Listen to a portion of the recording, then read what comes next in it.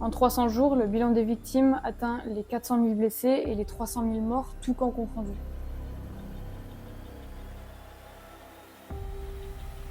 Selon le site Milky Press, statistiquement, chaque jour, 543 Français et 477 Allemands perdaient la vie en foulant les terres de cette commune aujourd'hui tristement célèbre.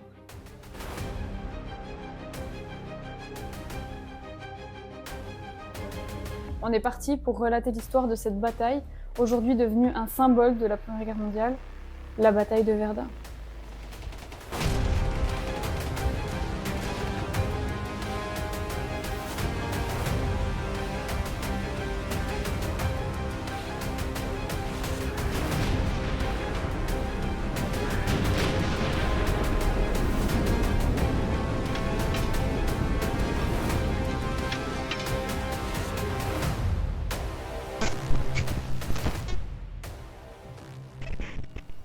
Nous sommes en 1914 lorsque la Grande Guerre éclate. Elle oppose la Triplice, plus communément appelée la Triple Alliance, constituée de l'Allemagne, l'Autriche-Hongrie et l'Italie. Face à elle se trouve la Triple Entente, à savoir la France, la Russie et l'Angleterre. Au cours d'un conflit que certains imaginent à ses débuts, en tout cas de courte durée, l'Empire ottoman rejoindra la Triplice en fin 1914, en raison de tensions avec la Russie. L'Italie changera de camp en 1915, convaincue par des promesses territoriales. La Bulgarie rejoindra également la Triplice, aussi en 1915, motivée par l'envie de récupérer des territoires perdus. Et finalement, les États-Unis, attaqués par les Allemands au niveau maritime, vont rejoindre la Triple Entente en 1917. Les deux parties vont d'abord se lancer dans une guerre de mouvement, mais de toute évidence, les plans de départ sont un échec. Les armées n'ont plus d'autre choix que de creuser des tranchées dans le but de faire de cette guerre une guerre de position. Les survivants de Verdun auraient plus tard prononcé « Les vivants sont sous terre et les morts sur la terre ».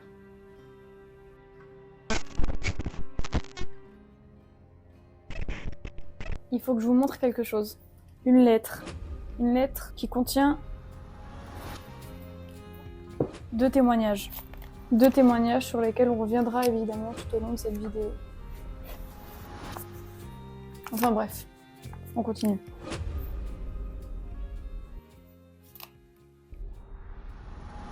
Verdun opposait les Allemands et les Français. Cependant, la plupart des soldats mouraient avant d'apercevoir leurs ennemis. En effet, la bataille de Verdun fut principalement un conflit d'artillerie. Entre le 21 février 1916 et le 18 décembre de cette même année, ce sont entre 50 et 60 millions d'obus qui sont tirés. Le premier jour, l'offensive allemande fait déverser sur les terres de Verdun un obus toutes les 3 secondes, et ce à partir de 7h15 jusqu'à 16h. Ce 21 février 1916, au total, ce sont 2 millions d'obus qui sont tirés en une journée.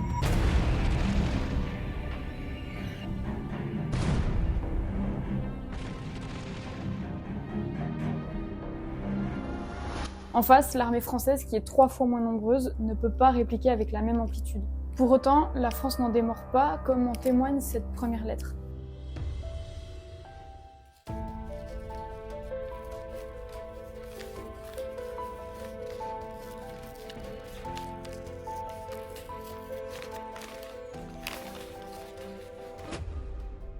Nos pertes en officiers sont assez élevées, et j'ai donc dû prendre le commandement de la 8e compagnie.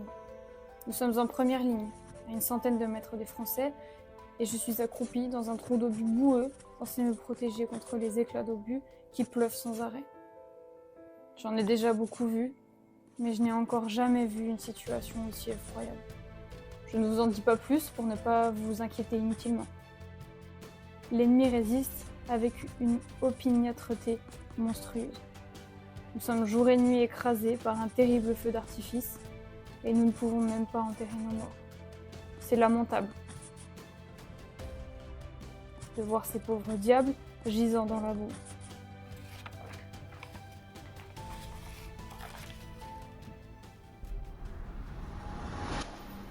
Un autre soldat allemand écrira ces mots. Je vous écris cette lettre le 21 février à 14h. L'artillerie a déjà commencé à tirer depuis 8h avec les gros canons. Il va y avoir une lutte comme le monde n'en a pas encore vu. À 8h15, l'artillerie lourde atteint déjà la ville de Verdun. Et à 10h, les ponts sur la Meuse sont visés. Les gares ferroviaires sont également prises pour cible par 200 avions allemands, parmi elles celle de Bar-le-Duc située à 60 km de Verdun.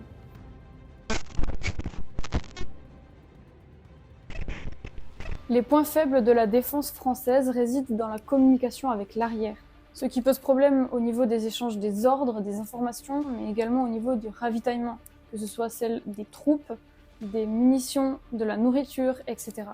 Les communications sont assurées par un chemin de fer qui est plutôt étroit, qu'on appelle le Meusien, et par une route départementale secondaire. Pour parer à cette lacune, le maréchal Pétain fait mettre en place un cortège de camions dans le but de ravitailler le front. Plus tard baptisée par la Voie sacrée, cette route fait 75 km et relie Bar-le-Duc à Verdun.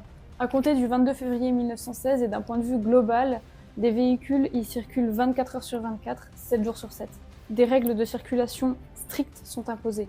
Il est interdit de doubler ou de stationner et les véhicules qui tombent en panne mais qui ne peuvent pas être remorqués sont jetés dans le fossé et abandonnés.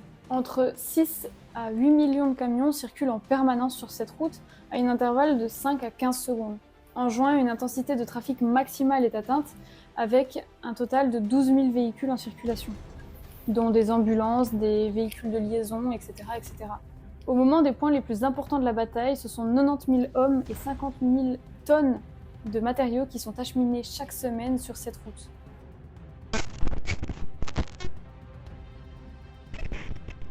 Nous montons dans 10 minutes. Au revoir, plus que jamais, dira Maurice Pensuet, un poilu français, peu de temps avant d'aller remplacer ses confrères au combat.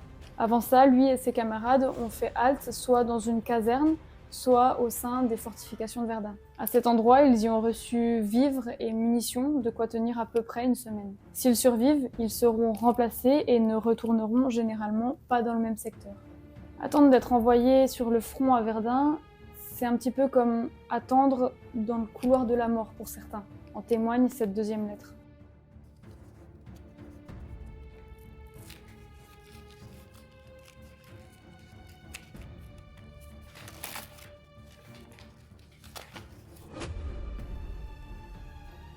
Je crois que c'est la dernière lettre que je t'écris. Je pars aujourd'hui, à 10h, en auto, à Verdun. Et je monte probablement en ligne cette nuit. On attaquera dans les 2 ou 3 jours. Je t'assure que je ferai du bon travail. On attaque pour le fort de Douaumont. Eh bien, on le prendra et on le gardera. Et en plus, les Boches, on les aura. Je pars avec enthousiasme et espoir de vaincre. J'ai une mission à remplir, je la remplirai jusqu'au bout. J'ai confiance en notre victoire et je t'assure qu'on aura l'avantage. Ton frère.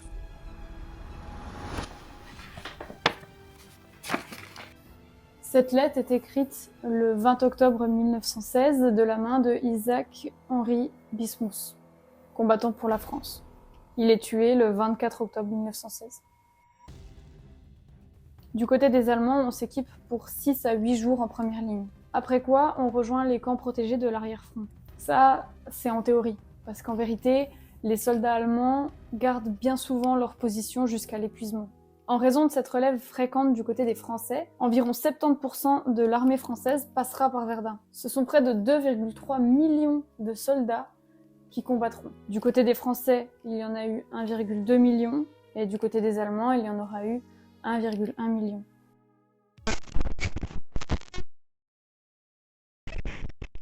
Imaginez-vous, mars 1916.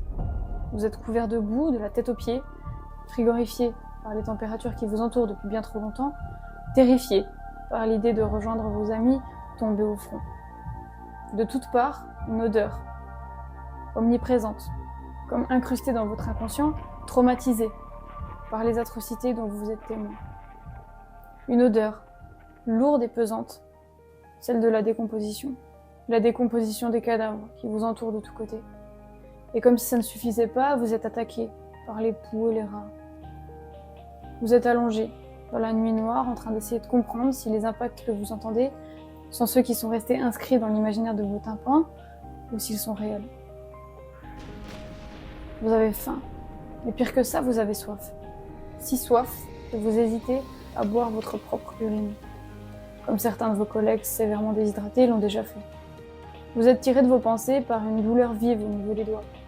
Vous regardez votre main et constatez des engelures, dues de façon certaine à la température qui a atteint les -15 degrés.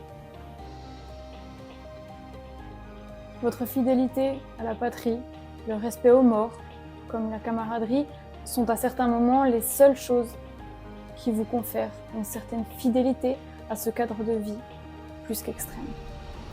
Ces soldats, ce sont avant tout des hommes, des cultivateurs, des intellectuels, des artisans et bien d'autres métiers encore. Pour la plupart, ils avaient entre 19 et 40 ans.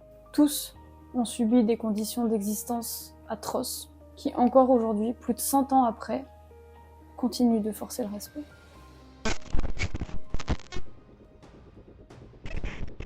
Les postes de secours sont pour la plupart situés à 2 ou 3 km à l'arrière des premières lignes. Pour la majorité des opérations urgentes, on s'éloigne encore un petit peu plus et on se situe entre 10 et 20 km à compter des lignes de front. À 50 km, un autre poste est édifié pour les autres cas. Les équipes médicales se relient sans cesse et en 24 heures, ce sont 30 à 50 grands blessés qui sont opérés dans des conditions inimaginables. Les projectiles des obus vont causer 85% des blessures répertoriées. Parmi ces blessés, les cruellement célèbres gueules cassées. Des soldats défigurés, mutilés aux jambes, aux bras, et de nombreux corps qui restent non identifiés. De ce fait, ce sont 40% des morts français qui ne pourront pas être rendus à leur famille. Au sein de ces services, les Allemands installeront 7000 lits supplémentaires aux 6000 déjà existants dans un périmètre proche de la zone de front. Du côté français, on pousse l'innovation en mettant sur pied une nouvelle structure sanitaire complète. À compter de fin mars, ce sont 140 blessés qui sont transportés aux alentours de Paris chaque nuit. Au total, à la fin du conflit, ce sont 196 000 blessés allemands et 216 000 Français qui auront été pris en charge.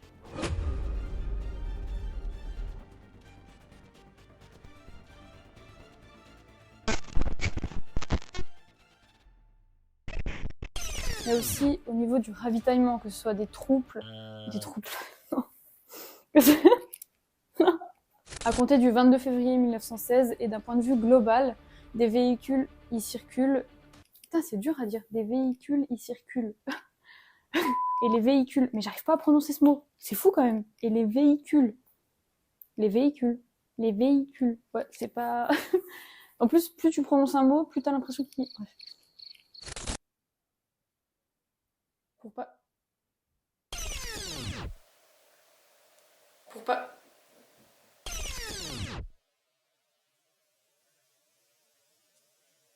Pour pas.